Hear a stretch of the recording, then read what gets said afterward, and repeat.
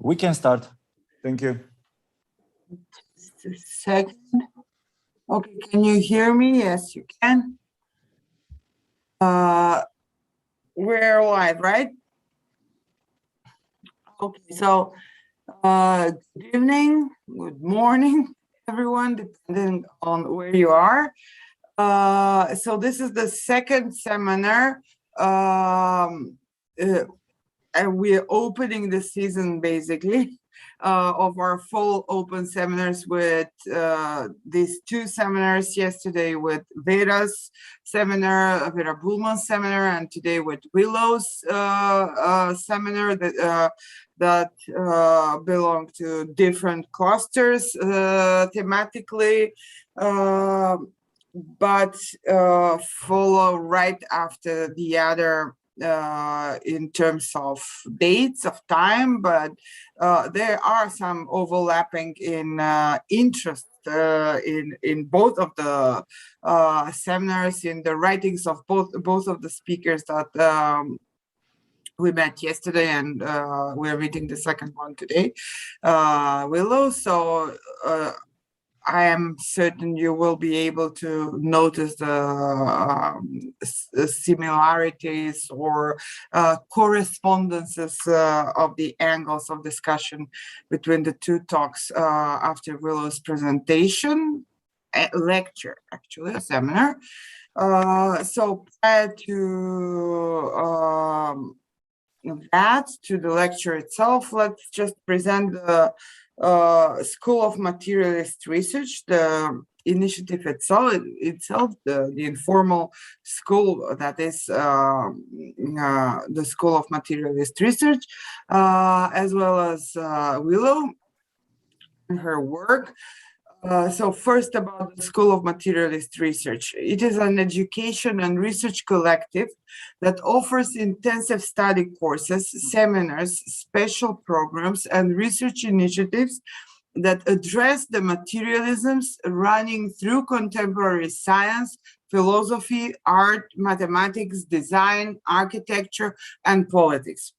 SMR was founded by the Center for Philosophical Technologies at Arizona State University, the Institute of Social Sciences and Humanities from Skopje, the Department for Architecture, Theory and Philosophy of Techniques at the Technical University of Vienna, and the Critical Inquiry Lab at the Design Academy in Eindhoven, the Netherlands, and serves as a global hub for education, research, and experimentation at the intersection of the humanities, social sciences, creative fields, and the STEM sciences.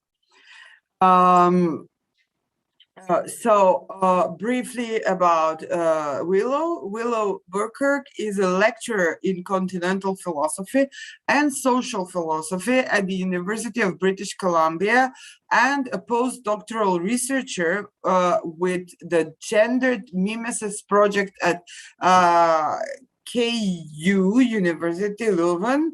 She was previously a lecturer in modern European philosophy at the Center for, this was, continental philosophy, right? The former Middlesex University, CRMEP, Kingston University. Willow is the author of Nietzsche and Friendship, published by Bloomsbury in 2019, and other academic texts in continental and feminist philosophy. Current research topics include Nietzsche as a political thinker, genealogical investigation of the post-Enlightenment subject, and the ontology of gender. So, the title of of tonight's seminar is Mimetic Inclination and the Limits of the Enlightened Subject. The abstract reads, this talk proposes a mimetic return to the Kantian subject through a dissonant figure of the Marquis de Sade, Juliette. It brings together Simone de Beauvoir's reading of Sade and Adriana Cavarero's criticism of Kant to show that Juliette's sadism is a problem distinctive to the denial of mimetic inclination. It argues that Juliette's position as one legacy of the Enlightened subject requires us to take seriously the material implications of a human ideal who is uninterested in love. After this brief introduction of the school itself, of Willow and her talk, I leave the floor to her. And as usual, after an hour or so, we can engage in a conversation with Willow, raise questions, comments, have discussion, etc. Okay, the floor is yours, Willow. Thank you, Katarina. I'm very happy to be here today, and thanks for your generous introduction. I think this is an amazing collective, this school, and it's great to be a part of it. So as noted, I'm going to be talking about mimetic inclination and the limits of the Enlightened subject today. In response to Immanuel Kant's text, Was ist Aufklärung, Michel focuses on the question of enlightenment for the philosophical present, Michel Foucault. He departs from what he terms an analytic philosophy of truth to concentrate on a critical ontology of the present. According to Foucault, by explaining enlightenment as an exit or a way out from immaturity, Kant provides new criteria for the philosophical present, which has both ethical and political dimensions. It allows for us to think about human subjectivity and its relation to knowledge more concretely through the constellations of power relations that are operative, and in doing so, to develop a more reflective ethos. Integral to this inquiry is a critical approach that is, quote, not transcendental, but is archaeological, end quote, because it focuses not on universal preconditions, but looks instead to diverse forms of discourse and their historical impact through genealogical investigation. So this talk today presupposes that a return to the story of the Marquis de Sade's Juliette now can help us to refocus Foucault's meditation on the philosophy of the present to contend with the legacy of the Kantian subject today. As a dissonant exemplar of the more humanistic Kantian subject, Juliette employs a bourgeois notion of reason to embody a cold intentionality which supersedes experiential content. She places herself in an isolated position in which her rationalized sovereignty appears to provide her with autonomy. Juliette exports a subset of Enlightenment principles from the Kantian tradition to serve her own way out of the institutionalized forms of oppression that constrain her. In her, we recognize an exaggerated form of instrumentalized reason in the service of a capitalist perseverance that attempts to refuse the demand of any other, whether large or small. Like the Kantian subject, Juliette is indifferent when it comes to her emotions and categorical with her commitments. She rejects pity and maintains a distance from affect, whether hers or another's. She survives, she perseveres, and she succeeds, but at what cost? What do her successes and her failures reveal about the legacy of the Kantian subject? This talk responds to these questions through two routes. The first is through a rereading of Foucault's notion of the exit or way out. It argues that Juliette employs the logic of the sovereign individual, initiated by Kant and deconstructed by Nietzsche, to willfully survive. In the move to liberate herself from mimetic inclination, and with this, the direction of others, Juliette becomes her own representation of the subject of enlightenment. While Juliette's singular instantiation of the principles of sovereignty cannot be solely attributed to the Kantian philosophical system, the loveless character of Kant's anti-mimetic ideal does have consequence.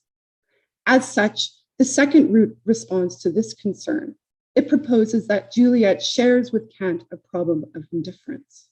Following Simone de Beauvoir's reading of Sade and Adriana Cavarero's criticism of Kant, I argue that Juliette shows us a subject who attempts to exist without mimetic inclination. This is one legacy of the Kantian subject, and I argue that her dissonance demands a response, one that takes seriously the material implications of a human ideal who is uninterested in love.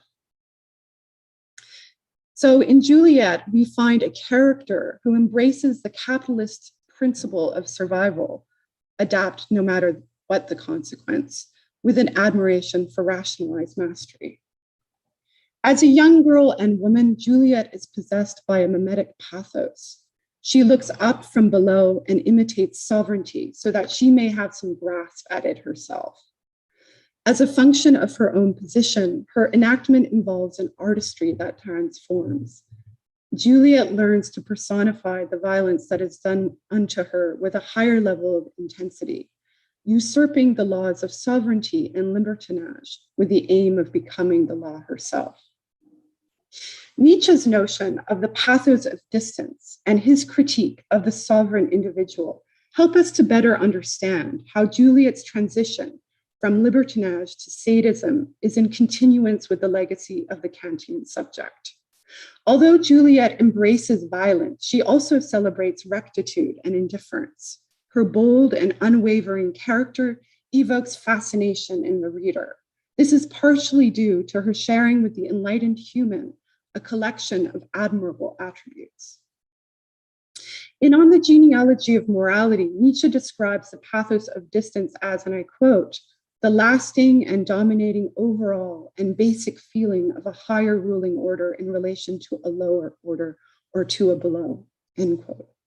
Here, the pathos of distance explains the separation and difference between two human types that he believes are predominant in the history of morality, the master and the slave. The notion of pathos taken alone is an affect related to suffering and identification. An example of this being the unifying feeling one experiences when watching a sympathetic character in a play. Brought together with the notion of distance, it includes the sensation of being both pushed and pulled. The pathos of distance involves a push when it motivates one to seek greater height to avoid the suffering of others, and involves a pull when another's suffering brings one towards it. The slave morality has become victorious in modernity, according to Nietzsche, because it has been able to bridge the pathos of distance through a Judeo-Christian ethics which has Mitleid at its center. Mitleid, which literally means suffering with, but is translated as pity or compassion, is distinguished by Nietzsche as the effect which bridges distance most of all. It can overcome the subject by pulling them towards the suffering person. The pathos of distance is thus framed by Nietzsche as an ability of the master to remain at a distance from the affects, emotional and ideological, of others, and specifically the slave. Nietzsche uses a pathos of distance to distinguish between what appears to be the mimetic and the non-mimetic subject, or in simple terms, the one who is or is not prone to imitation and identification. The non-mimetic subject is juxtaposed to the mimetic one and is presented by Nietzsche as the master contra the slave, the individual contra the herd, the free spirit contra the fettered, the healthy contra the sick, etc. The non-mimetic subject is often characterized as standing above or apart from others and having a self-knowledge that the mimetic subject does not.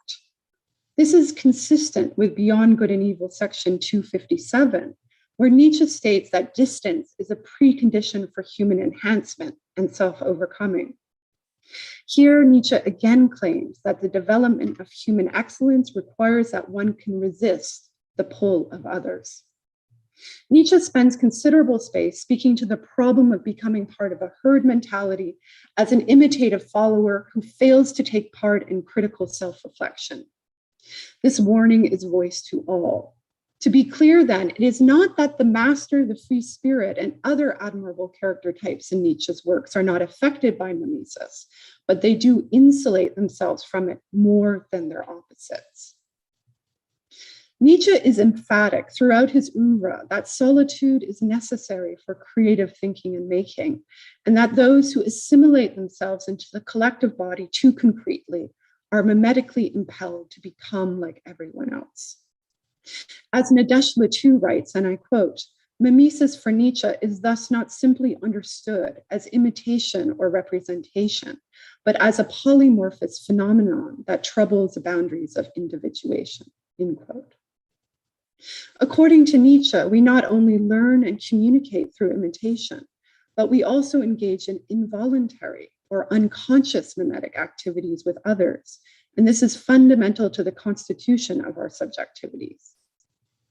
This means that there are parts of ourselves which are very much unknown to us, as Nietzsche notes in the preface to his genealogy, parts which are generated through our involuntary mimetic impulses. Mimesis is described by Nietzsche as an art and a creative strength when, as a skill of imitation and self-fashioning, it is employed as a tool of becoming, and especially for those who lack power. In The Gay Science, Nietzsche writes that people of the lower classes become great actors and learn to embody different kinds of roles to facilitate adaptation to challenging and changing circumstances. He links the ability to represent oneself in different ways, to take on varied forms as a skill of survival with the prehistory of the genius. Note that this treatment of mimesis is not specifically aligned with its voluntary status. As a mode of survival, acting can be both impulsive and purposeful. Elsewhere in The Gay Science, mimesis is aligned with a creative agency in which one can stylize their character to their own satisfactory ends. Nietzsche emphasizes the importance of gaining awareness of one's strengths and weaknesses so that a selection can be made through a governing taste to shape oneself towards a particular kind of self-making that draws on resources both from within and from outside the self. Here, again, what characterizes mimesis as a strength is this notion of distance, the ability to cultivate a second-order awareness that observes the self. The pathos of distance allows one to separate oneself from those less desirable selves, as well as from the emotions and ideas of others.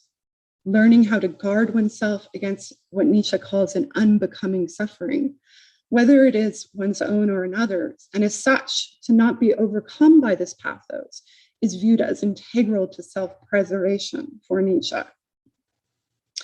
The importance of the Nietzschean notions of distance and pathos in understanding the Marquis de Sade's libertines, and Juliette in particular, cannot be overestimated. In Sade, we find two types, that of the libertine and the victim. Integral to the logic of the libertine is that they are not affected by the feelings or ideas of the victim. The libertine knows how to use their faculties of sensibility, the victim does not. The libertine is active and willful, has a rationalized and objective comprehension of their emotional predispositions and a choreography for expressing them.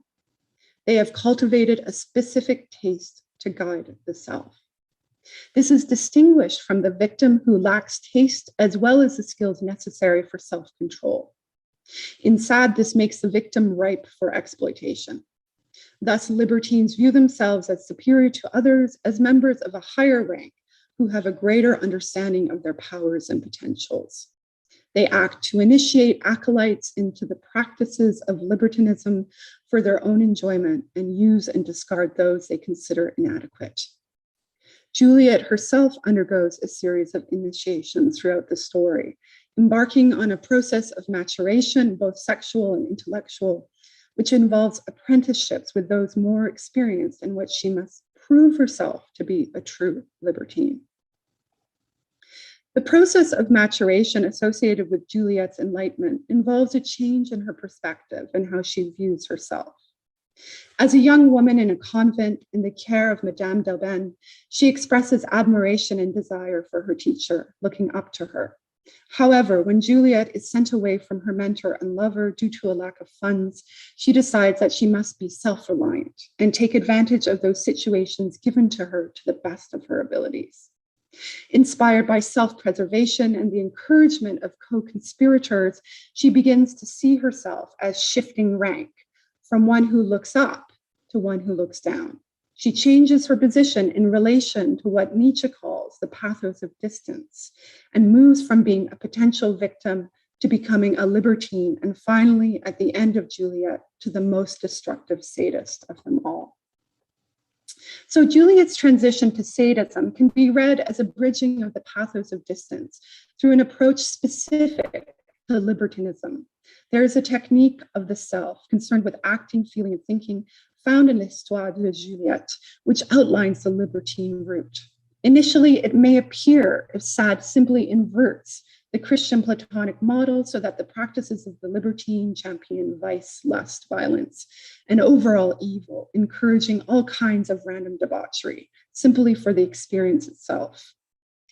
And if we turn to Nietzsche for guidance, it is tempting to view the libertine as taking up the position of the master with a heightened intensity, returning to what Nietzsche would call an older form of existence, a more barbaric time where the will to power is less restrained, prior to the emergence of the slave morality. But this is not the complete picture. To become a powerful libertine requires strategy and self-control. To take part in debauchery, one must be adequately prepared. And this requires a well-trained relationship with one's faculties of sensibility. Angela Carter claims that Noircil teaches Juliette that, and I quote, to escape slavery, she must embrace tyranny, end quote, and that self-interest and egoism are what can bring happiness. It appears that excess and depravity are Juliette's main interests, and so much so that when Noircil tells her that he has murdered her parents, she calls him a monster and expresses her love for him. However, when Noircil questions Juliette's affections for him, the murderer of her kin, what follows is more telling of her becoming sadist. She states, and I quote, "Can that matter to me? Sensations are my means for judging everything. None were stimulated in me by those persons of whom your crimes have rid me forever." End quote. Juliette's first reaction to Noircil's confession is described as a shudder, but she immediately transforms that feeling of horror to meet Noircil's gaze with an apathetic stare, before stating that she has no feelings about his violent deeds. The caution of being affected by passion, of being passively rather than actively engaged with one's emotions and ideas, is constant throughout Juliette.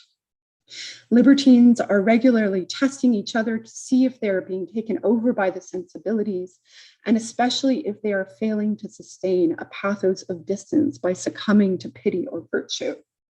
The libertine must habituate the self away from the inclination to virtue, and this takes work.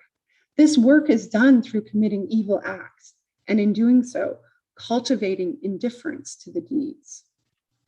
In fact, at various points in the text, Juliette is cautioned by other libertines to be wary of enjoyment and pleasure, and even if it is enjoyment of doing evil. For example, her friend Claire Will tells Juliette that the greatest excellence of the libertine is to remain tranquil even at the height of lust and violence. She cautions Juliette about becoming too passionate with her deeds, stating that she must be careful of being taken over by her emotions and entering a passive state. Horkheimer and Adorno explain that as Juliette becomes more advanced, she turns away from the enjoyment of sacrilege. The transition into sadism from mere libertinage involves not only an inversion of the Christian Platonic value system, it also requires the domination of one's faculties of sensibility, so a reprioritization of pleasure can be made. The libertine's position is maintained through a pathos of distance that involves the training of one's intellect, physique, and emotions. Juliette's progressions towards becoming a more developed libertine requires she detach herself from sentiment, from Christianity, from the values of equality, and from any moral principles associated with virtue. Her goal is to disassociate herself from a set of belief systems which are understood as common and inferior.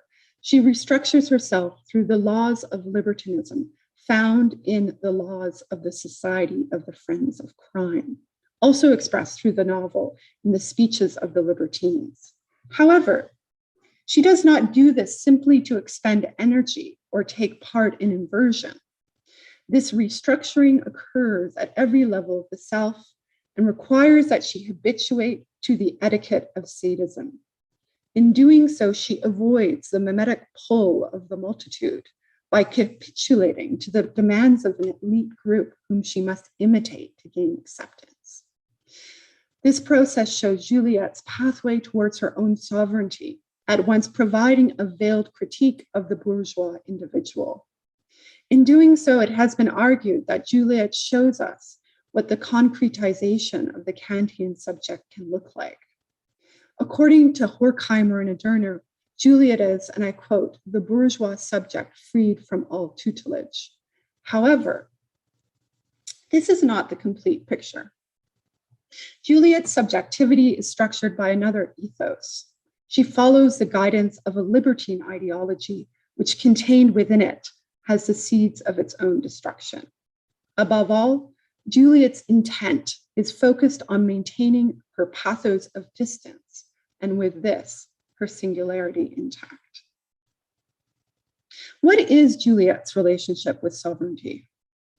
Certainly, the language of agency found in Juliette is easily aligned with the bourgeois individual, as is done by Horkheimer and Adorno. She can also be read as an early model of the neoliberal subject of late capitalism, whose economic and social success is linked to being mobile and opportunist. Her entrepreneurial spirit realizes that to survive, she must find the place where she can serve a function and then work to mold herself best to excel there. Her excellence requires that she be, in Nietzsche's words, a great actor and style herself into different roles so that she can manipulate the situation and persons involved to her advantage. Although Juliette cultivates her own libertine system of operation, she is also bound by libertine rules, which are themselves in an agonistic relationship with European philosophical norms of society, one being the sovereign individual. The complex position of the post-Enlightenment subject, whose gaze is set on exercising their agency while being inescapably shaped by what Nadège Latoux calls a mimetic pathos, is best articulated in Nietzsche's critique of the sovereign individual. Nietzsche writes that the sovereign individual is a product of customs, norms, and disciplinary institutions. However, they are also someone who is autonomous and supermoral. Distinguished by their ability to make promises and be responsible, they are what Nietzsche calls them, the ripest fruit of the Enlightenment, the matured modern subject intact with a self-governing conscience. According to Nietzsche, the independent thinker of their self-perceived sovereignty is a result of being integrated into a collective system of morality, unconsciously inherited through cultural and bodily memory, and bred into the human being as conscience. The making of the sovereign individual has a long history of subjugation and indoctrination behind it. They have been systematically constructed, not only through social convention, but also through a methodology of suffering, Nietzsche states. He explains that to make one responsible, one first had to be made necessary, uniform, and predictable. This occurs through what he calls the morality of custom, collective obedience to traditional morality, and what he calls the social straitjacket. So the license of the sovereign individual to act autonomously is allowed because the very notion of what this entails is based upon compliance with the rules of the social contract. In Kant's own words, Enlightenment requires that one consent to some restrictions to actualize their freedom. So Nietzsche's analysis of the sovereign individual suggests that Kant's motto, dare to be wise, as a call to independent thinking, is one that can only be taken up by the person who has first been made into a sovereign individual. This making involves so many restrictions on one's will that one wonders how being sovereign is an instantiation of freedom, as well as how simple it is then to truly think without direction from another. Although the discourse of libertines in Juliette prioritizes a pathos of distance that emphasizes individuality, the libertine, like the sovereign individual of the Enlightenment, must prove worthy. And for that, they undergo a passage of suffering to institute a conscience, albeit one which inverts most of the values of the Kantian model. Nietzsche claims that the conscience that structures sovereignty was instituted into human consciousness through a culture of cruelty to make particular ideas unforgettable. He gives an account of German mnemonic practices to describe the process underlying the formation of the sovereign individual. Nietzsche writes of stoning, breaking on the wheel, quartering, boiling when in oil, and other forms of torture used, he claims, to teach people 5 or 6 I will nots. And he writes, I quote, with the help of this kind of memory, they finally came to reason. Nietzsche claims that the modern subject is free and reasonable because they have inherited both physiologically and culturally and unconscious memory of the pains of transgression. According to Nietzsche, the human subject has been bred into a being that is able to make promises through punishment and discipline. The result of these harsh methods is the autonomous, moral, and sovereign individual. Thus, at the ground of the sovereign individual is the formation of a conscience which consists of that self-measuring voice that makes one human, which is in turn the result of ancient practices of control that have disciplined the human into a being that can make promises and be seen as living autonomously. Nietzsche's genealogical analysis of the subject of enlightenment proposes that the sovereign individual may appear as the master of the free will, who sustains a pathos of distance, but that will that they think is their own is one that is mimetically formed. The libertine undergoes a similar process, but at rapid speed. Each stage of Juliette's maturation, from being a girl in an orphanage to a young sex worker in a brothel, and finally to a noble woman in an open market, is defined by a progression towards sovereignty. This progression requires Juliette to submit to a series of painful encounters in which the ethos of the libertine is habituated into her being so that can be taken on as her own. The values of libertinism that are taught to her are not the same as a sovereign individual that Nietzsche critiques, yet they do share some attributes in common. They both esteem reason, autonomy, independence, and activity, and are allowed to make promises. Nietzsche describes the sovereign individual as, I quote, a human being of his own independent long will who is allowed to promise, and in him a proud consciousness twitching in every muscle of what has been achieved and has become flesh in him. An actual consciousness of power and freedom, a feeling of completion of the human being generally, gazing out from himself upon others he either honors or despises, and just as necessarily as he is honored by his peers, the strong and reliable, those who are allowed to promise, hence everyone who speaks like a sovereign, whose trust is distinguishing, end quote.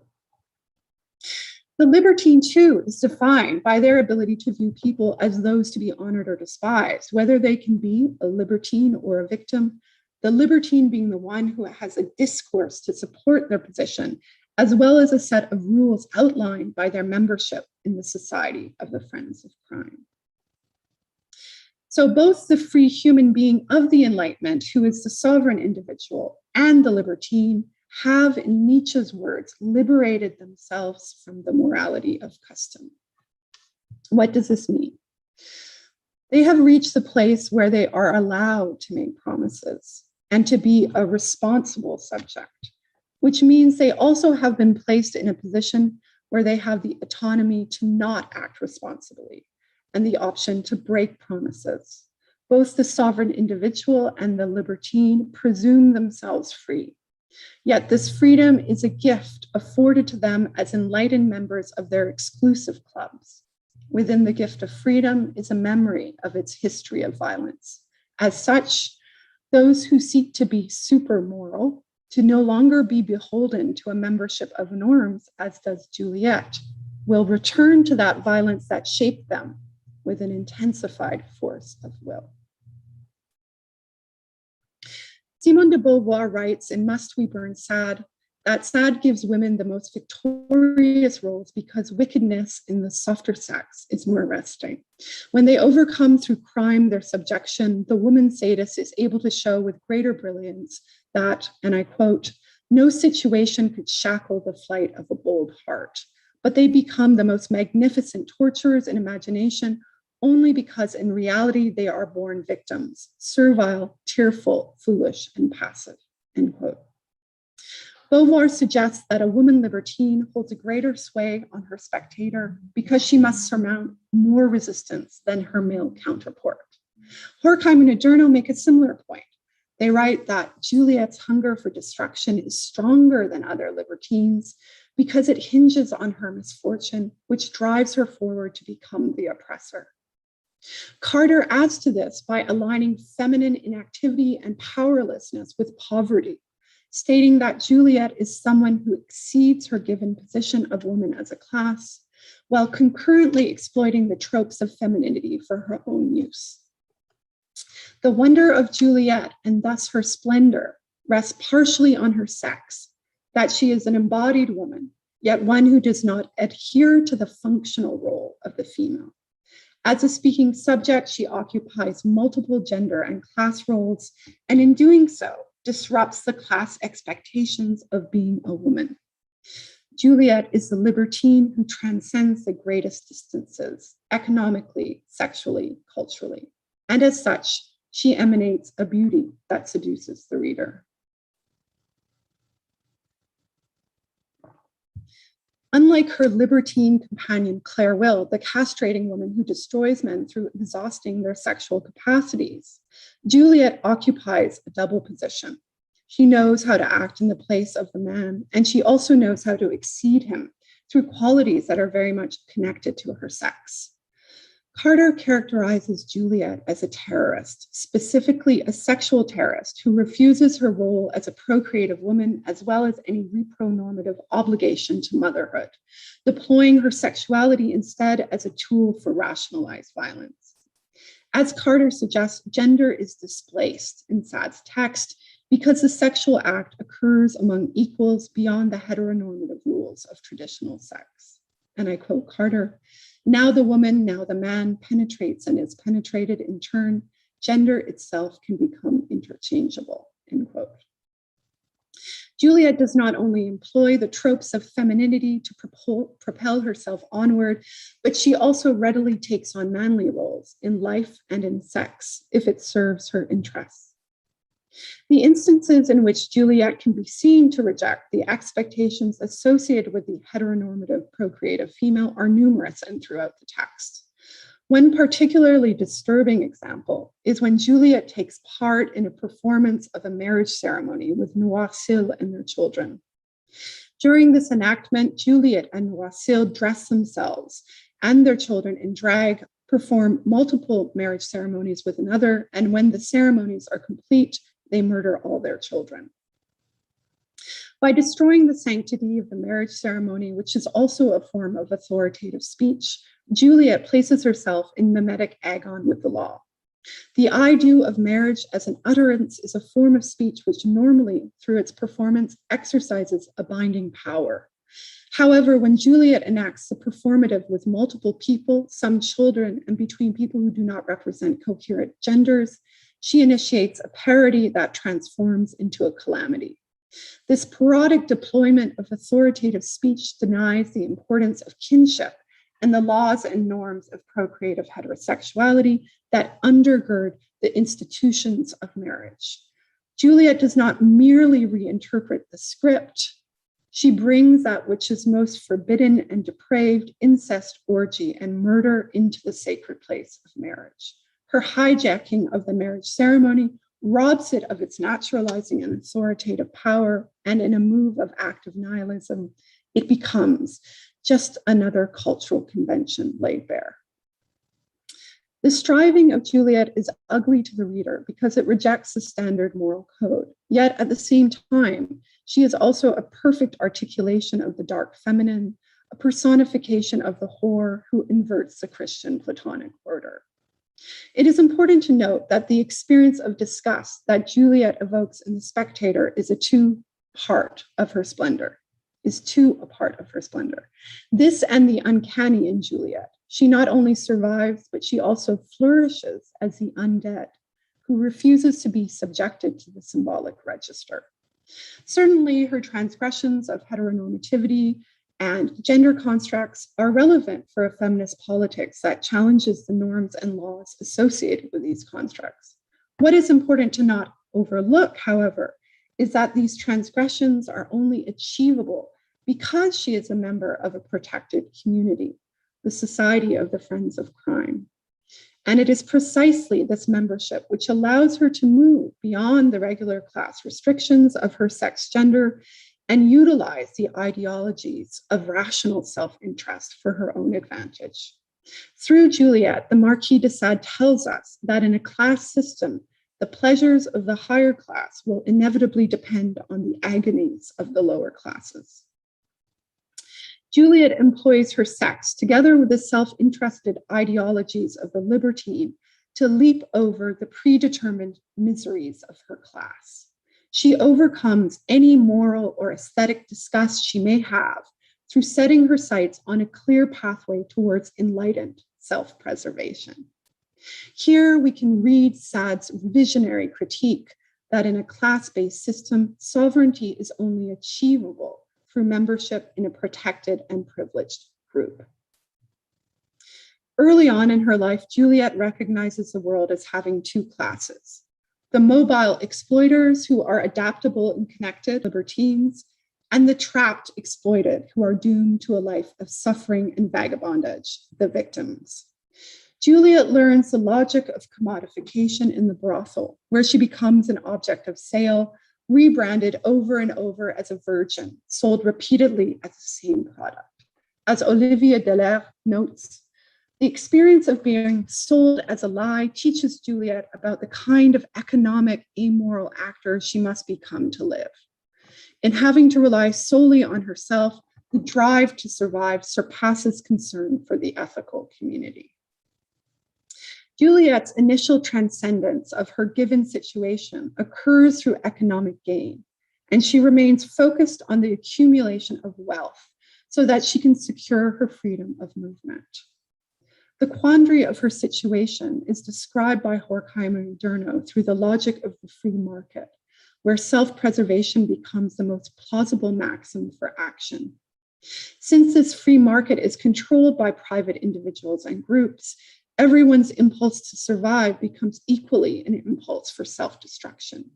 One is willing to sell or exchange any quality they have until they can reach the upper echelons of control. There is no limit to what can be made available on the open market. The splendor of Juliette's achievements as a sexual terrorist who attacks gender norms is mitigated by the conditions that move her towards these achievements. The triumph of a character who habituates cruelty and indifference so profoundly points to the shattered world in which she lives. As such, a genealogical investigation of Juliette as one instance of the post-Enlightenment subject must ask, what are the conditions that allowed for a dissonant exemplar like Juliette to rise in the first place? The sadist is not only the surplus of a class system, the unintended result of the bourgeois economics actors' use of instrumentalized reason. I argue that Juliette is also the consequence of the loveless Kantian subject, whose focus on rectitude, respect, and duty repels affect and care for the other. In Inclinations, Adriana Cavarero indicates that the comportment of Kant's ideal self, not only aesthetically, but also ontologically, reifies an atomized typology of the human. Kant's moral subject, who is focused on self-legislation, consistency, balance, and neutrality, is devoid of and even seeks to avoid the passionate side of human nature. As Cavarero explains, the Kantian subject is not only wary of inclination, they can also lose their autonomy through it. And I quote her, "Encapsulated in its formal uprightness, straight within itself, the austere moral subject does not incline, not even in on itself. If it does incline, perhaps seduced by the representation of its own happiness, then it ceases to be a moral subject because it is externally affected by a representation. It is no longer free and autonomous," end quote. In other words, to be a moral subject in Kant's philosophy, one must resist the mimetic call to incline, whether it comes from within or from without. What is worthy for the moral subject, for Kant, must be purified of feeling. They must follow duty alone and adhere to the law. This strikes a remarkable similarity with the ideology of the libertine, which seeks to clean the self from all inclination and resists the call of the other by rigorously training the sensibilities. According to Simone de Beauvoir, a vital insight for understanding Sade's eroticism is his unique blend of fervent sexual tastes with his isolationism. Writing about the Marquis de Sade's character, Beauvoir notes that while he was well familiar with the obsessive temptations of sexual desire, he appeared to be uninterested in and even oblivious to emotional intoxication. Beauvoir argues that this disinterest filters through Sade's writing. The self-abandon in which one forgets the self in the arms of another is not found in the eroticism of Sade's libertines. There is no surrender to the flesh or to the other, Beauvoir writes. Sade's libertine does not enjoy sensual voluptuousness, nor do they allow themselves to enter into reciprocal communication in which each comes to know the other's existence through a sharing of both subjectivity and passivity. As such, the self is not forgotten, and the other is not realized through the sexual act. They do not enter what Cavarero calls the ecstatic effect of erotic enjoyment. The mature and sadistic Juliette does not lean outside the self to relinquish her body or mind to the other. Sexual enjoyment is not connected to a self-forgetting or being overcome with emotive sensual intoxication, not even of an animal kind. Whereas masochism involves enchantment, Beauvoir writes, sadism is all rational. In sadism, the focus is to maintain in the back and forth of all sexual encounters an intellectual acuity free from mimetic inclination. What is given in the facticity of the situation does not overcome the enlightened libertine. This is because the meaning accorded to the situation comes from them.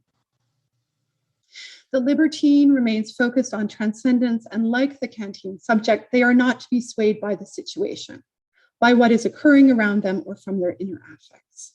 They allow themselves to enjoy the aesthetics of the spectacle and to be amused by the representations and choreographies of the sexual activities, but in doing so, they are never taken over by them. Excitement comes from the intellectualization of the moment or the philosophical discourse that precedes or proceeds it. A mastery over the sensibilities achieved through the habituation of a libertine ethos is employed as guidance, and the concurrence of the interpretation of the given situation with that discourse provides the libertine with a sense of satisfaction in their own indifference. And I quote Beauvoir, with a severity analogous to that of Kant, and which has its source in the same puritanical tradition, Sade conceives of a free act only as one released of all sensitivity. If he obeyed affective motives, he would once again make us slaves of nature and not autonomous subjects, end quote. As Beauvoir notes, Sade shares with Kant the presumption that allowing oneself to be motivated by affect relegates one to an animal state in which one becomes driven by appetites rather than governed by reason, which facilitates human freedom. Thus, we return to the anti-mimetic Kantian ideal of autonomy and its grip on the post-Enlightenment subject. In Kant's moral philosophy, the autonomy formula puts on display the source of human dignity and worth, and our shared status as free rational agents who are the sources of authority of our moral law. It grounds our status as legislators of our own destinies and allows for us to conform our behavior to principles that express this autonomy of the rational will, its status as a source of the very universal laws that oblige it. In Kant's words, the autonomy formula is, I quote, the idea of the will of every rational being as a universally legislating will, end quote. According to Cavarero, the strong conceptual link between reason and self-legislation in Kant's moral philosophy creates a self in which being righteous is determined by following one's own will and laws. Well, Kant does write about moral subjects coming together to be concerned with the ends of a political community. It remains a community of self-legislators and is thus, according to Cavarero, an autarkic one, composed of numerable homogeneous selves that together demonstrate the universality of the moral law. These many separate selves act to resist the pull of the pathos of distance. Integral to their shared autonomy is a mode of existence which guards against the mimetic call to incline. Cavarero explains Kant's moral philosophy and anthropology as extending the classical dualistic notion of the self as being part of two domains. One of reason grounds the subject in their freedom through an intelligence that exceeds the sensibilities. The other of the sensibilities makes the subject vulnerable to natural laws, the mechanics of instincts and inclination, she writes. Cavarero claims that for Kant, the second domain is dangerous to the human being because it threatens the autonomy of the individual if it cannot be controlled by reason. She points out that the notion that reason is tested and struggled but should ultimately prevail to regulate the passions is not a new claim. However, Kant does bring something new to the story, specifically a stronger link between reason and autonomy.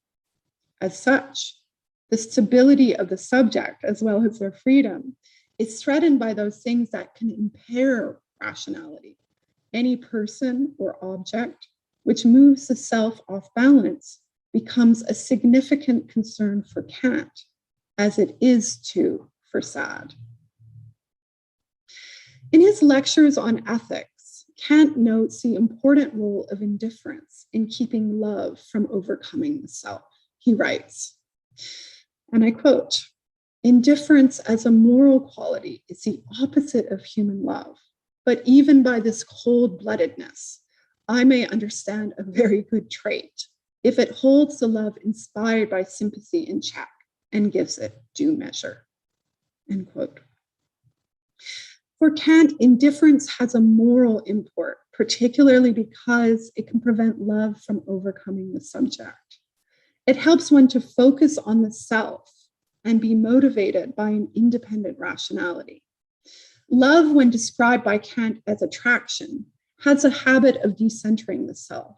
It also threatens to impose upon the object of love. As such, in friendship, Kant thinks it is important to maintain an adequate distance and to limit intimacy.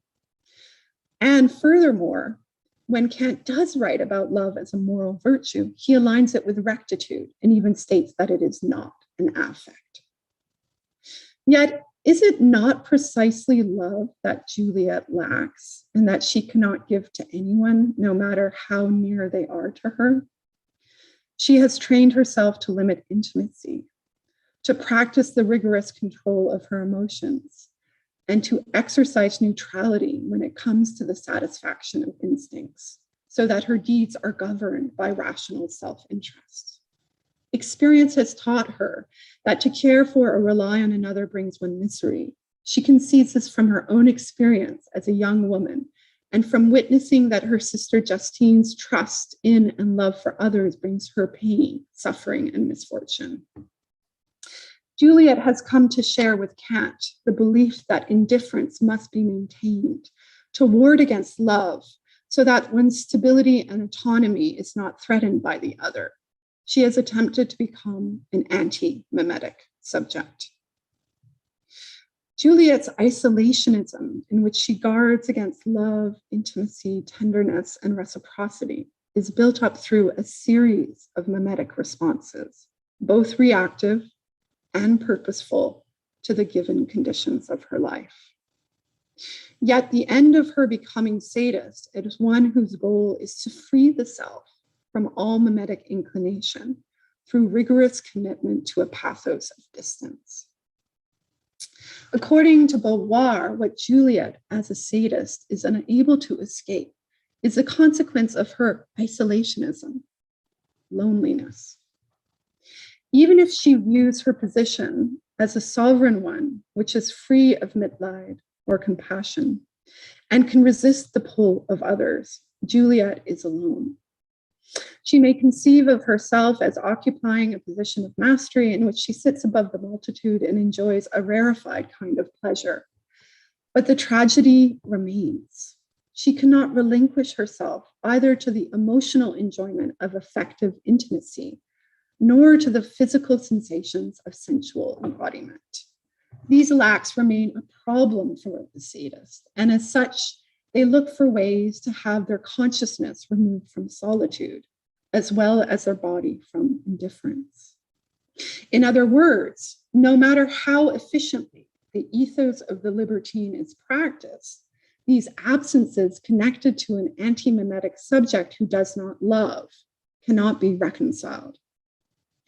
During her process of maturation, Juliette works to destroy any love she may have for the other through numerous acts of violence.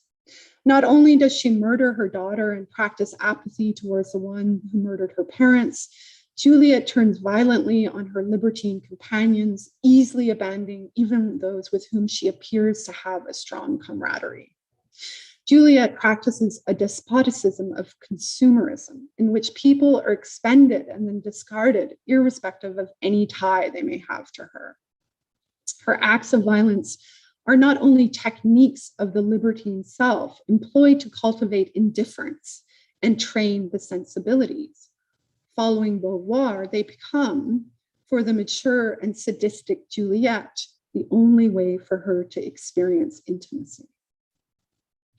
According to Beauvoir, the sadist seeks to alleviate their loneliness and indifference through inflicting pain on the other. The sadist, as author of the other's pain, hears the yells and cries and watches the agonies of their victim, and in doing so has some access to the sensations of physical embodiment and emotive life that are otherwise no longer possible for them.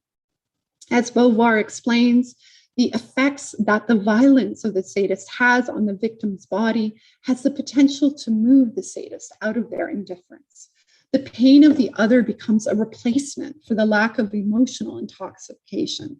The perceptual experience of the other's pain, including the visual horrors, the disgusting smells, and the auditory noises, pull the sadist downward towards the other to a place of co-suffering, even if it be only for a moment.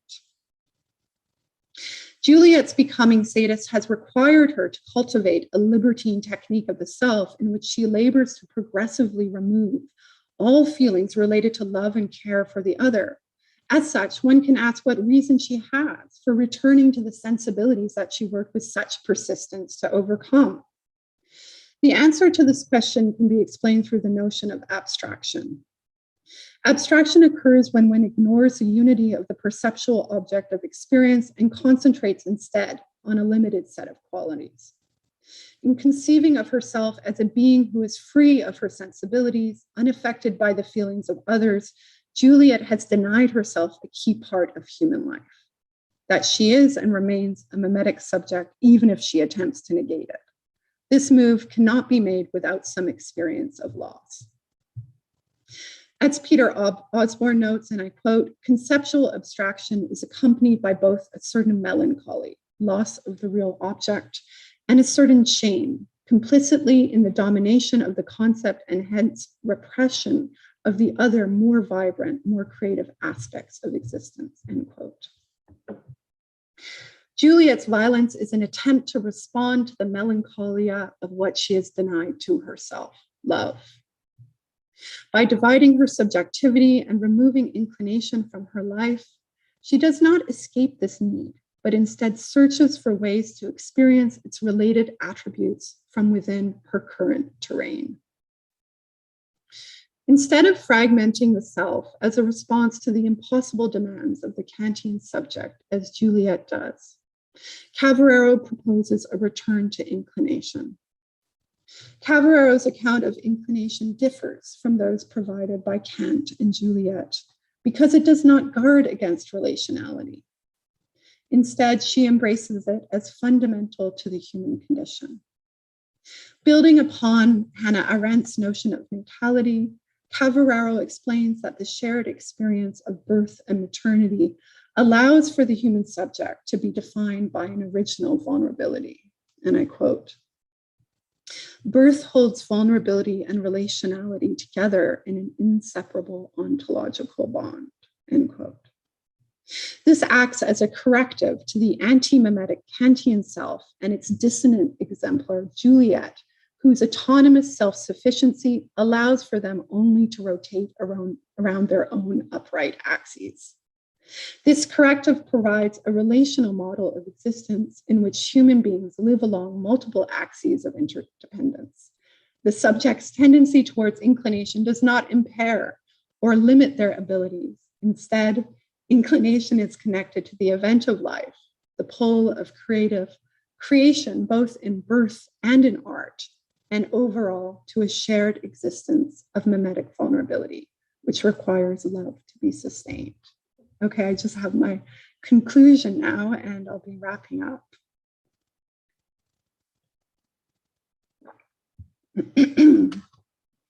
When Juliette is turned out from the convent, instead of becoming a victim of circumstance, as her sister Juliette does, Juliette becomes, in her own words, a whore who uses her sex to gain power. In addition to revealing to us, as Horkheimer and Adorno note, that reason has no necessary correlation with the good, Juliette tells us that a woman's sexuality is the most fertile ground for sustenance in a phallic economy, so long as she can maintain a cold and calculating attitude towards it. The result of Juliette's libertine ethics of the self is an isolated subject overdetermined by the pathos of distance. In Juliette, we witness the post-Enlightenment subject who has, following the anti-mimetic ideal of Aufklärung, removed themselves from the direction of others, and in doing so has also lost the experience of love. In the very best case, Juliette is an uneasy figure of resistance. Nevertheless, she does compel us to come to terms with that which the Kantian project of enlightenment fears and guards against. She reveals to us how moral and social laws can turn against themselves, how the most fundamental principles of the modern self can be used for great violence when its most celebrated subject, the sovereign individual, learns to employ the methods of subjugation that structure their consciousness. The point is not only that reason has become instrumentalized, it is also that the liberal subject has risen out of a history of institutionalized violence which has denied mimetic inclination and championed autonomy at the expense of relationality. If the post-Enlightenment subject is to become more hospitable and inclusive, it is important to consider the dissonant exemplars like Juliette, whose stories of transgression expose the lacks within the normative ideals that structure human existence. For a concept to change, it must have its dissenters, as well as those who play it out to its exhausting limits. It may seem surprising, and people often ask me, why do you turn to Nietzsche and Sade, those who Adorno and Horkheimer call the dark thinkers of the bourgeoisie? However, I believe it is precisely their dark thinking that opens a critical space to challenge the rigidity of the anti-mimetic Kantian subject. Through the figure of Juliette and the insightful literature about her in critical theory and feminist studies, we realize that the attempts to resolve human nature of its passionate inclinations through self-control and rationality have an inevitable remainder. This monstrous remainder is Juliette, who, as a libertine precursor to the mobile exploiter of capitalism, shows sadism to be an inevitable legacy of the Kantian subject of Aufklärung, one which is very much alive today. Thank you. Thank you, Willow. This was very interesting. I have several questions myself, but first I'll give the floor to the others. Does anybody have a question, comment? Either raise your hand here in the reactions area on the reaction button, or just unmute yourself and start talking. Anything works. Don't be afraid to ask questions or make critical remarks. They're all welcome.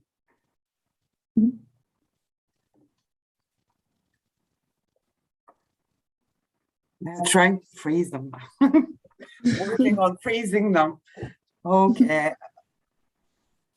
I'll go ahead then and ask a question.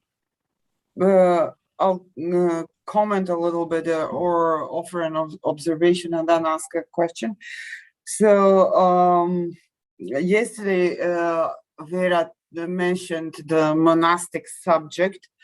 Monastic subjectivity as something indispensable in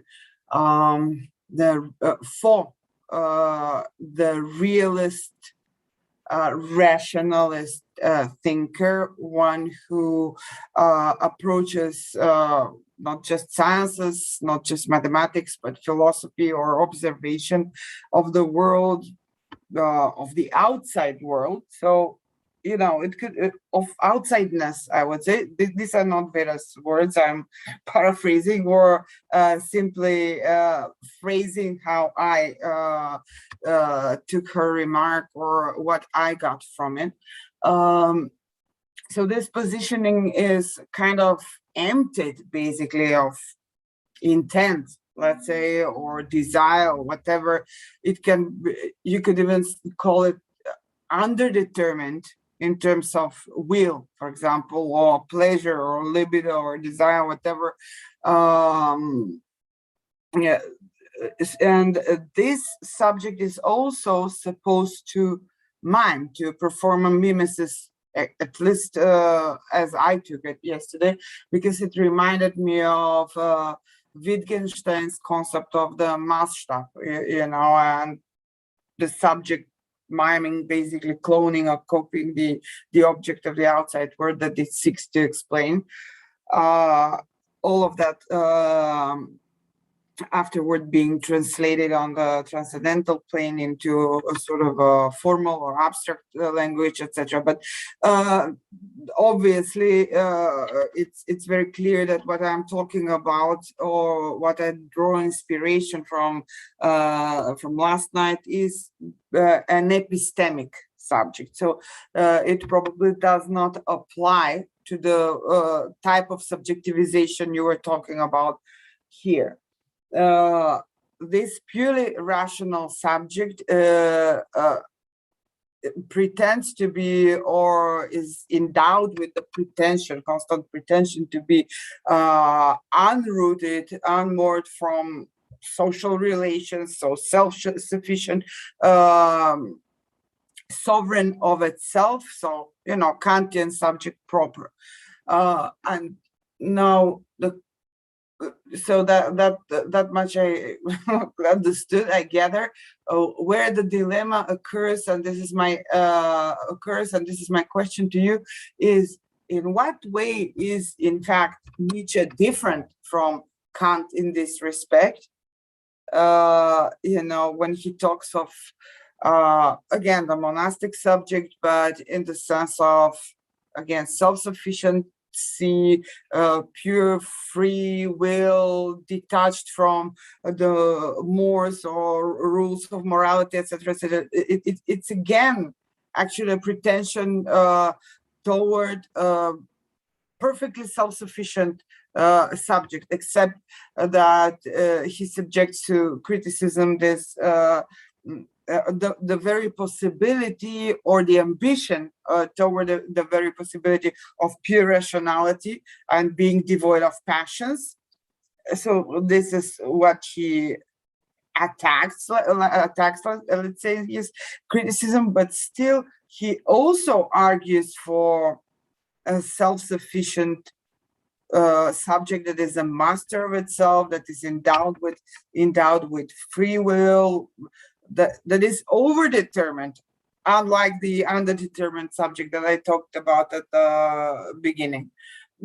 I'm trying to just juxtapose the two, but also ask the question of in what way is the Nietzschean and the Kantian subject different?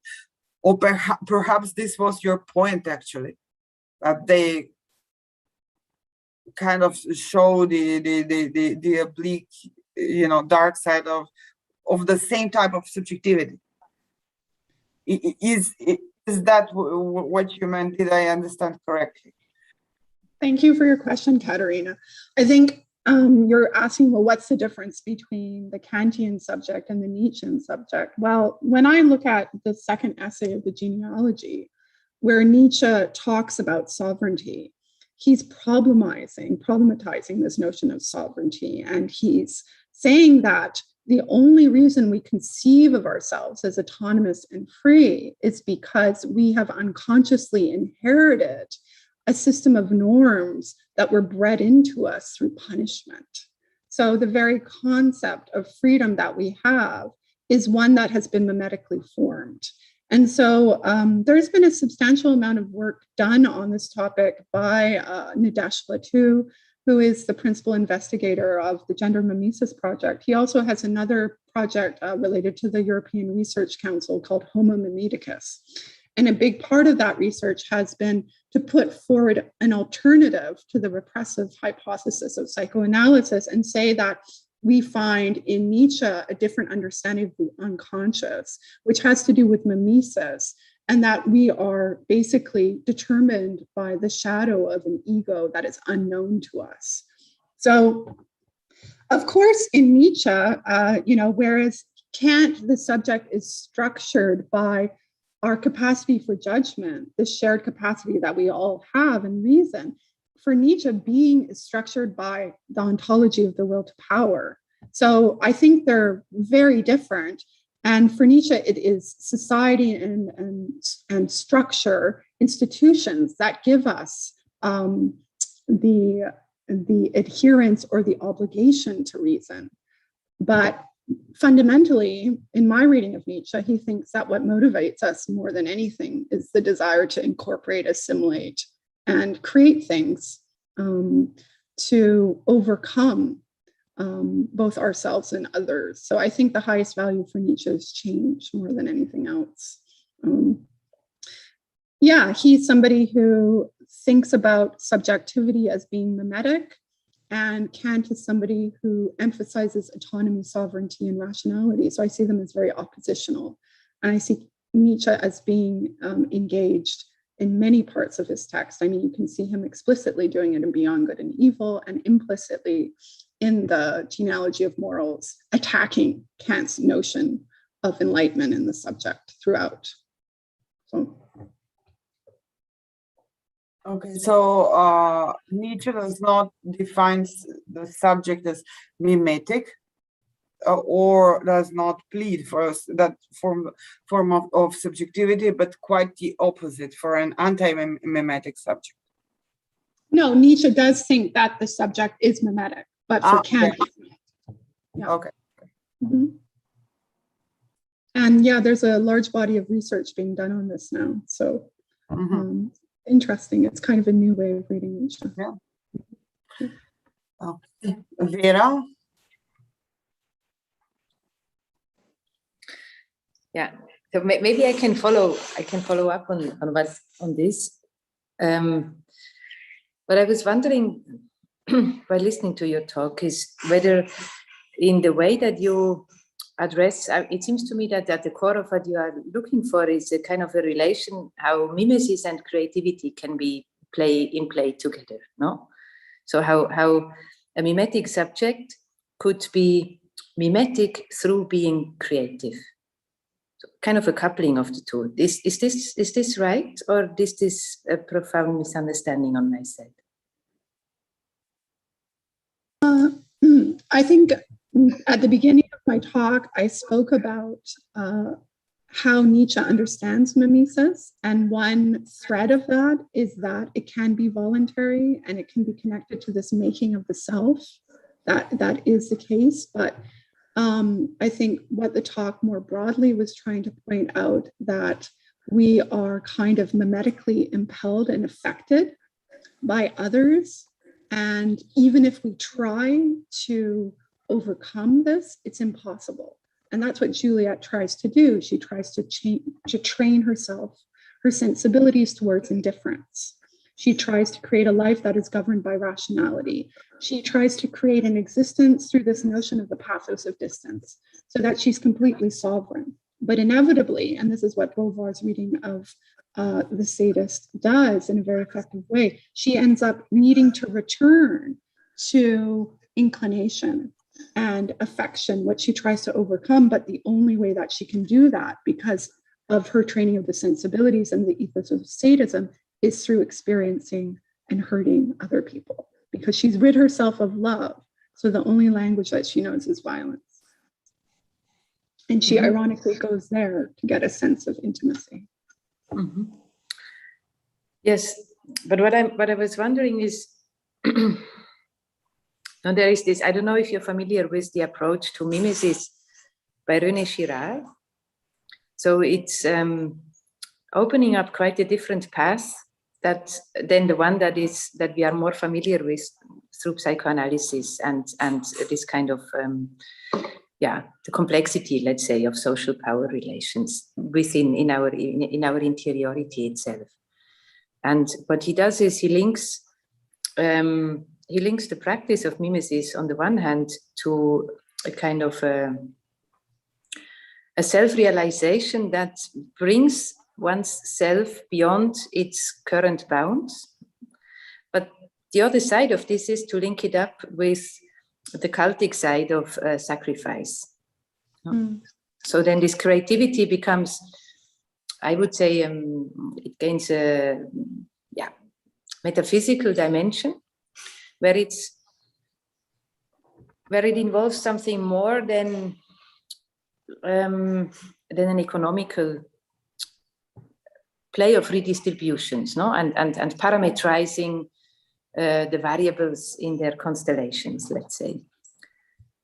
And it seems to me that the approach where Nietzsche is so interesting with regard to this, he does not really censor that part out of his thinking. He would embrace it, in my understanding, as far as I can make sense, and like Nietzsche. And I was wondering whether in what you are trying to do with a let's say a bit a revaluation of the mimetic. I mean, nobody today wants to do mimesis, no? So there's it's crazy. There's quite a few projects on this at Leuven. So there's a European Research Council, grant facilitating this quite large project called Homo Mimeticus at Leuven, and now there's a Gendered Mimesis Project. So it's quite a large group of people doing research on this. Yeah, no, what I meant with reconnecting with interested in it again. Yeah. But I hear what you're saying about Nietzsche, and I agree with you. And I think we especially see this in The Birth of Tragedy, right? The idea that there needs to be a return to the metaphysical value of art and self-making through mimesis. So definitely that's one thread of Nietzsche's work. Mm-hmm. So my question would be, where does this feature in your interplay of the inclination? So an affirmation of mimesis as something not only necessary but also desirable. No? So there is, at least as I understood your talk, this is not a kind of a self-castration. It's a joyful thing. So we can engage with a different understanding of mimesis in ways that were, let's say, covered up by Enlightenment ideals of sovereignty, as you portray them. But where in this approach does this metaphysical side play in, or does it at all? Maybe it does not. No. So that would be my question, I guess. I think what we see in Juliette is someone who tries to shape themselves without a metaphysical approach, right? So that's one of her limitations. And I think it depends on what do you mean by metaphysics? Do you mean bringing in a creative power that is somehow intuitive or inspirational, or is it calling to the gods? Is it return to like Greek polytheism, or like Nietzsche tries to do in The Birth of Tragedy with the Dionysian and the Apolline? Is it connecting to some more primordial force that is at work and hidden in art or something like that? Or, yeah, what I mean is very, very, very concretely something that goes beyond social constructivism. No? So beyond a power game that plays out in a dynamics of social positionings, let's say. So, yeah, one thing that I think is interesting about what Adriana Cavarero is doing in her book, Inclinations, A Critique of Rectitude, which my paper engages with, is that she's trying to rethink what defines us as humans, right? So she's a Hannah Arendt scholar, and she's interested in this problem of the human condition. And she thinks inclination has been left out, right? Because of the way we've inherited the Kantian notion of enlightenment. And so she talks about regaining a sense of inclination, and she looks at different images in art where the body is represented as being bent over and inclined, and how those representations, which are often associated with maternity and motherhood and natality, have been overlooked, and what has been prioritized in philosophy is the Homo erectus. And so she's trying to, I think, thicken our understanding of the human subject by returning to this notion of inclination. And what I try to do in my paper is a little bit workshop her notion of inclination and connect it to mimesis as Juliette being a dissonant exemplar, Juliette being an uncomfortable, ugly, transgressive result or consequence of this overly rationalized autonomous subject. And, when Kant, in the groundwork of the metaphysics of morals, he talks about the categorical imperative, and he has these different formulas of it, but he says each one should be a standalone formula. And so the autonomy formula is a standalone formula. And that's really what Cavarero is attacking. And I think it's so important, or so central to the way that enlightenment is explained by Kant and what is enlightenment, but also the way it's taken up by Foucault in his later text, and the way in which relationality and an ontology of vulnerability is just left out completely of the way that the Enlightenment subject is understood, as if that impairs our ability to think in some way, or to be human rather than animal, right? So what I've tried to show is that Juliette illustrates what can happen when mimetic inclination isn't part of one's life, and that this is a problem that's operative today and associated, I'd say, with fascism. So, which is also what Sade was writing about and Horkheimer and Adorno were writing about. So that's the those are the kinds of themes I'm interested in exploring. Yeah. Okay, thank you.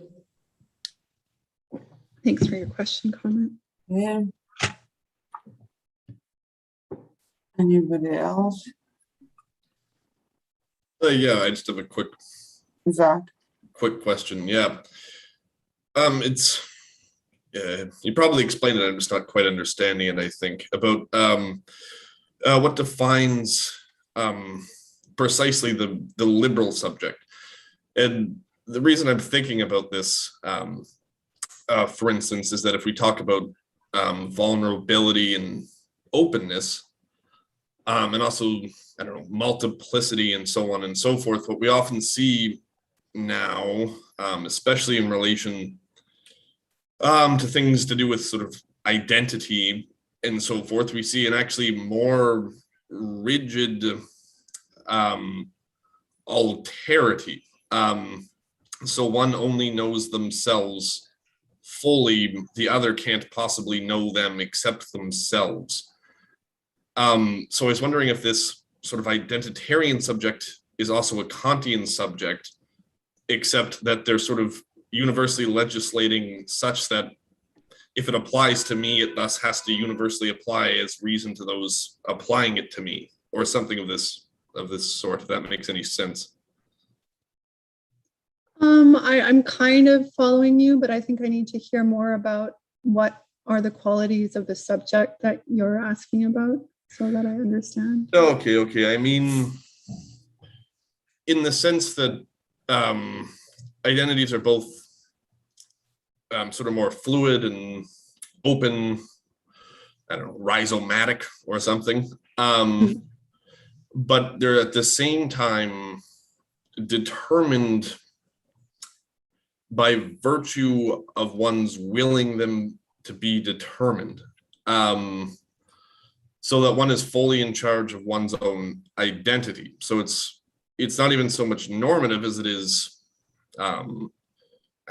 voluntarist or something of this nature. Yeah.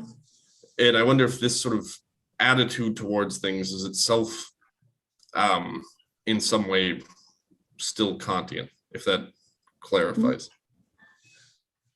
Yeah, I wonder, I think it does align well with his notion of autonomy. And I think this is exactly what Nietzsche is criticizing in the second essay of the genealogy when he problematizes this notion of sovereignty, that we don't really have the same freedom of will that we think we do when it comes to being responsible subjects, conceiving ourselves as having ultimate authority over the decisions we make. And that, you know, I really see this is where Foucault got his inspiration for Discipline and Punish, right? And biopolitics is through Nietzsche's critique of the sovereign subject. Yeah, I think I would agree with you. Yeah.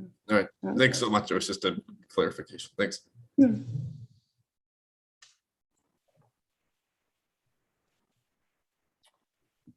Okay, anybody else?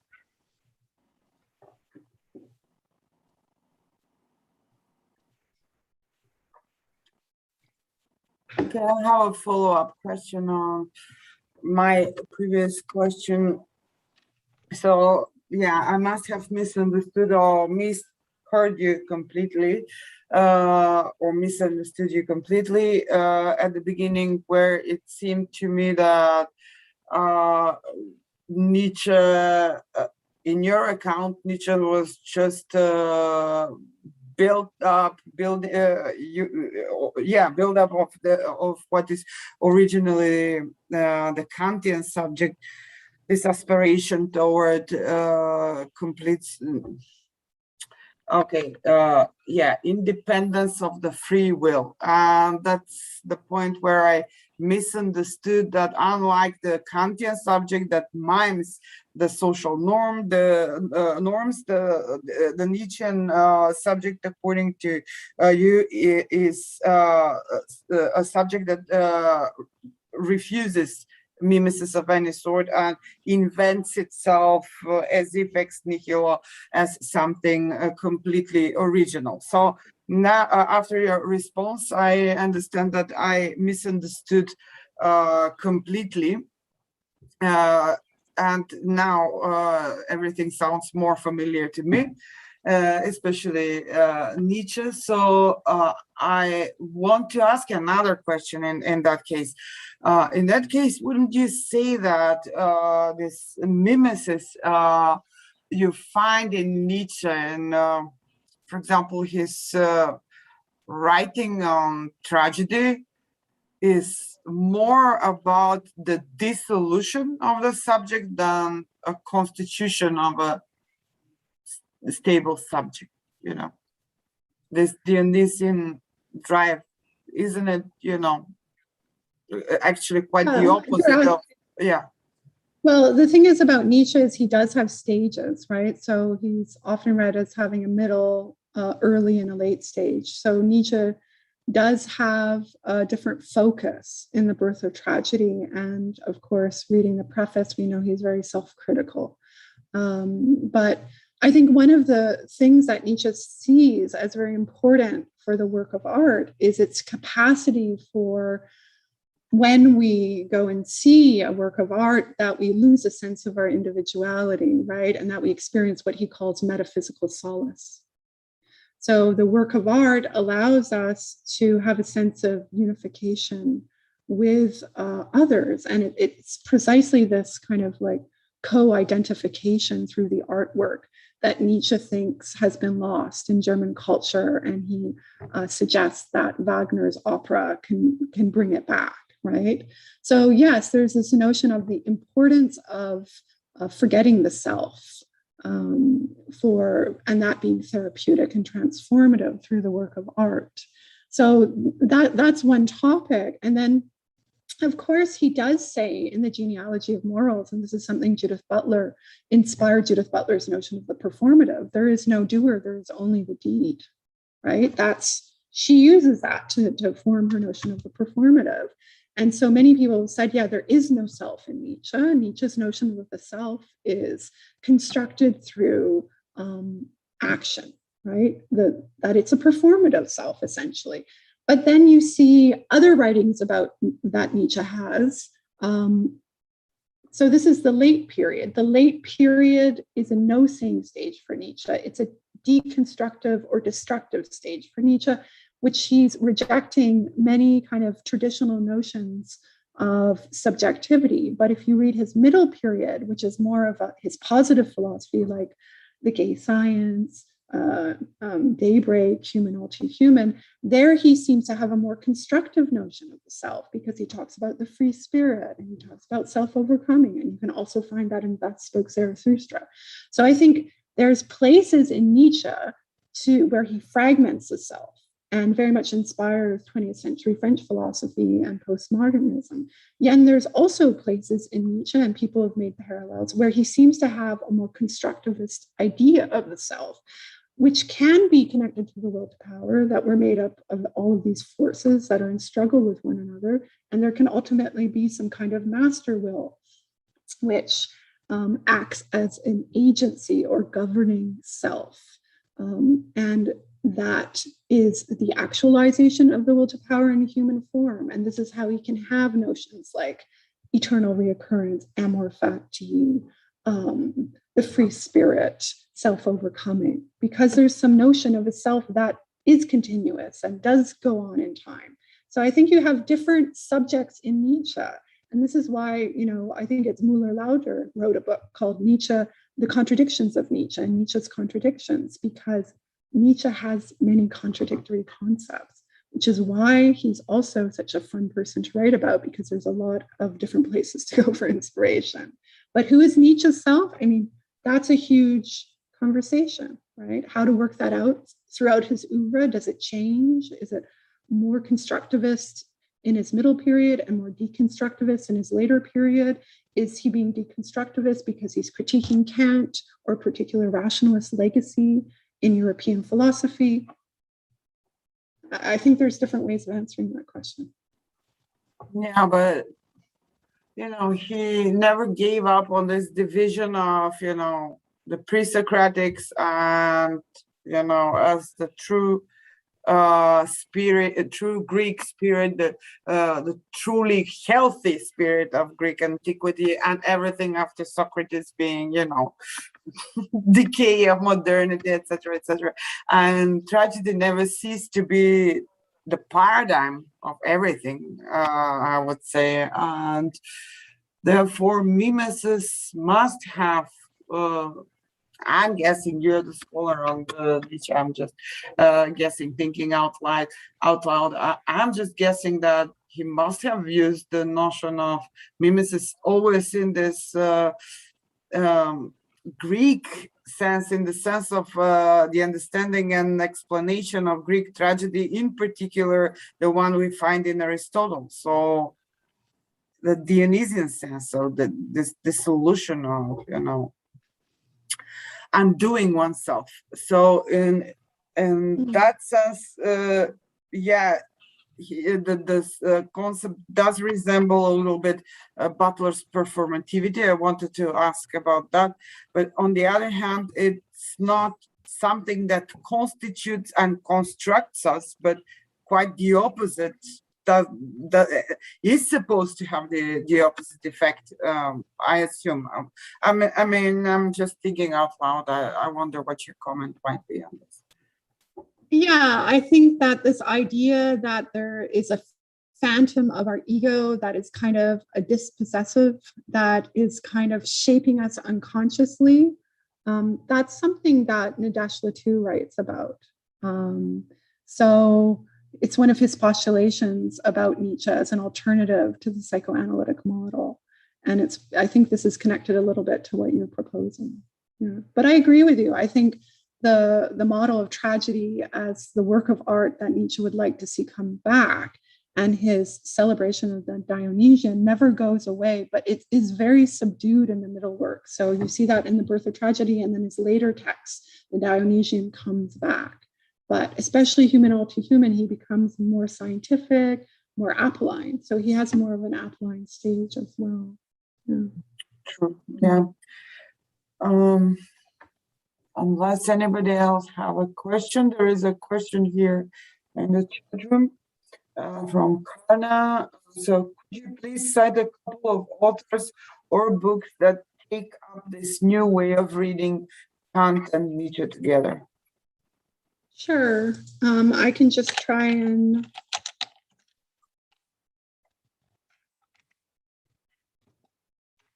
find this link.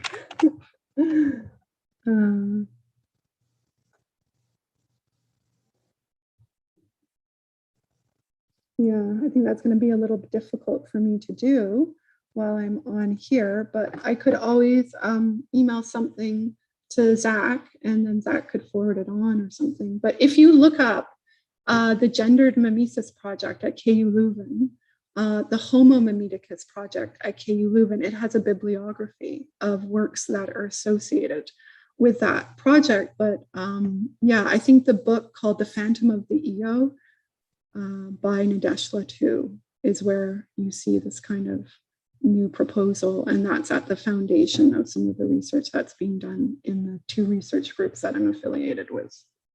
Okay.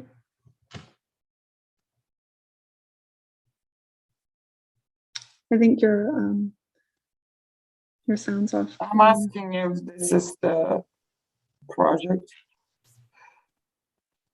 Homo Mimeticus. Yeah, and then if you look at maybe the seminars, I know that somewhere on that webpage there's a bibliography. Yeah, so here are the seminars, yes. And there is also Gendered Mimesis link.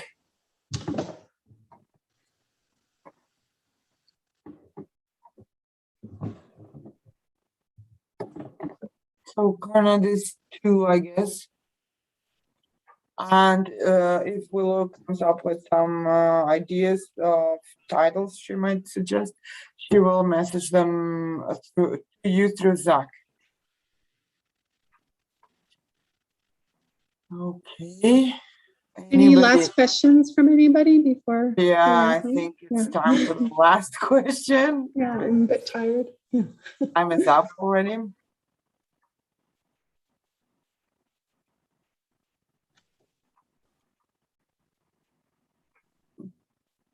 Let me check if there's anybody in the chat room.